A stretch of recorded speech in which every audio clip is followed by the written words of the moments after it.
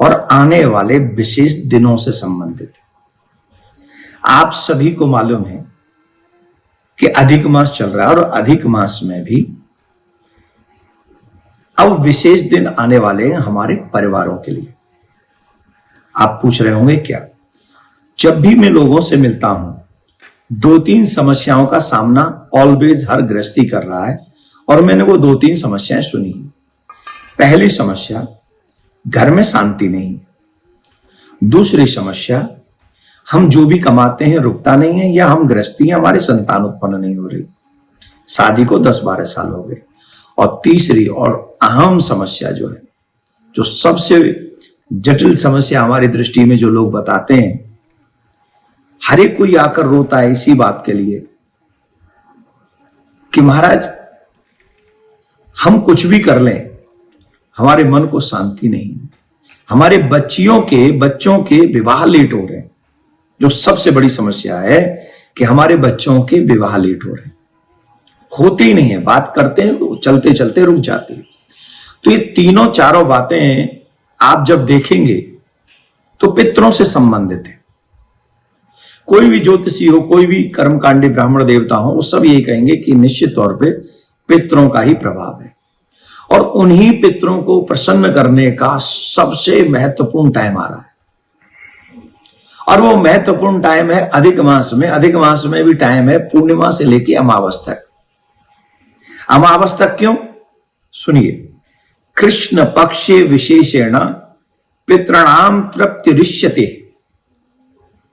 कृष्ण पक्ष माने पूर्णिमा से अमावस तक की जो रात्रियां हैं, उनमें हमारे पितृगण विशेष तौर पर कृपा करते हैं और उसमें वो तृप्त होते हैं। तो अब इन दिनों में हमको करना क्या चाहिए, जिससे 30 तारीख से लेकर 15 जून तक हम ऐसा क्या करें?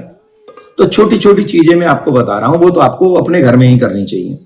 पहली चीज, आपको अपने पितरों के लिए नित्य जल रखना चाहिए अपने रसोई में, मिट्टी के बर्तनों में, और थोड़ा सा ढक्कन ऊपर से खुला छोड़ दें। एवरीडे रखना है आपको। और वहीं दक्षिण दिशा की तरफ एक दीपक जलाना है तिल के तेल का। क्यों? दीपदानम पित्राणाम च तमो नाश करम परम। दीपदान से हमारे पितृ विशेषतः प्रसन्न होते हैं। एक, उनके नाम से अपने घर में दीपदान करें। दूसरा, किसी तीर्थ में दीपदान करें। तो आप दीपदान पितरों के लिए प्रिया कांजू के मंदिर में भी कर सकते हैं, लेकिन अपने घर में भी आप करें। एक, नित्य जल तर्पण करें। जल में काले तिल डालकर, हाथ में कुशा लेकर आपके घर के सभी पुरुषों को कम से कम पूर्णिमा से लेकर अमावस तक 15 दिन एवरीडे सुबह उठकर स्नान के बाद कर देना चाहिए तर्पण। पहला, नित्य गौ को हरा चारा खिलाएं। घर में नहीं है तो प्रिया कांजू की गौशाला में भेज दें, नित्य भेजना है। कोई गाय है आस पड़ोस में तो उनको अपने हाथों से जाके, ये वो कार्य हैं जिससे आपके घर में पितृ सहज प्रसन्न हो जाएंगे। अधिक मास का मतलब समझ रहे, बहुत बड़ा पुण्य है। एक और बात, जिन बच्चों के विवाह नहीं हो रहे हैं, अगर ये कार्य वो भी करें, गाय को घास खिलाना, दीप अपने हाथों से जलाना, तो इसका और ज्यादा फल होगा।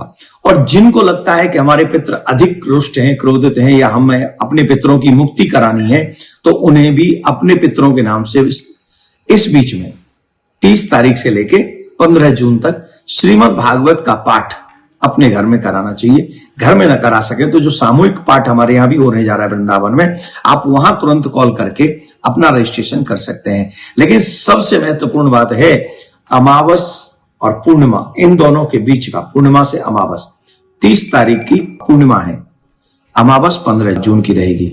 तो इस बीच में आपको ये कार्य कर लेना है, और ये बहुत सुंदर समय है। अभी नहीं तो कभी नहीं। नेक्स्ट अधिक मास कब आएगा पता नहीं। तो पीपल के नीचे भी दीपक जला सकते हैं, गौ दान कर सकते हैं, और तीर्थ यात्रा कर सकते हैं। ये सब वो कार्य हैं जो अपने पितरों के निमित्त करेंगे तो पितृ प्रसन्न हो जाएंगे। कलेश नहीं होगा, अकाल मृत्यु नहीं होगी। पितरों के प्रसन्न होने पर संतान आगे सृष्टि बढ़ेगी, बच्चों के विवाह जल्दी हो जाएंगे, और घर में शांति भी रहेगी, पैसा भी बचेगा। तो ये 15 दिन आपके लिए महत्वपूर्ण है। इनका जितना सदुपयोग कर लेंगे उतना ही आपके लिए उचित होगा, लाभदायक होगा। प्रिया कांजू आपकी इच्छा पूरी करें। राधे राधे।